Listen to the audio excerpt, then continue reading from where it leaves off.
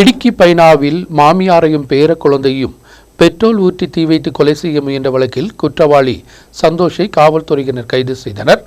தமிழ்நாட்டிற்கு செல்வதற்கிடையில்தான் போடிமெட்டில் வைத்து இவரை கைது செய்தது. அதிகாலை 4 மணிக்குத்தான் பைனாவில் வீட்டிற்கு தீ கொளுத்திவிட்டு பைனாவு 56 காலனியில் வசிக்கக்கூடிய 2 வீடுகளுக்கு நேராகத்தான் தாக்குதல். கொச்சிமலையில் அன்னக்குட்டி, மகன் ஜின்ஸ் போன்றவர்களின் வீடுகள் தான் தீக்கு இரையானது. அன்னக்குட்டியின் மகளின் கணவன் சந்தோஷ் தான் காவல்துறையினர் சந்தேகத்தின் பேரில் கைது செய்துள்ளது.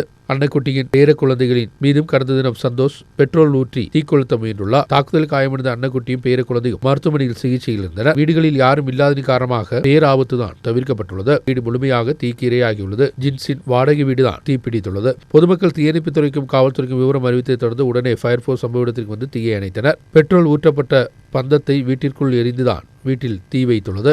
இங்கிருந்து தப்பி செல்ல முயன்ற சந்தோஷை போடிமெட்டு செக் போஸ்டில் வைத்து காவல்துறையினர் கைது செய்துள்ளது. நியூஸ் பீரோ ராஜகுமாரி.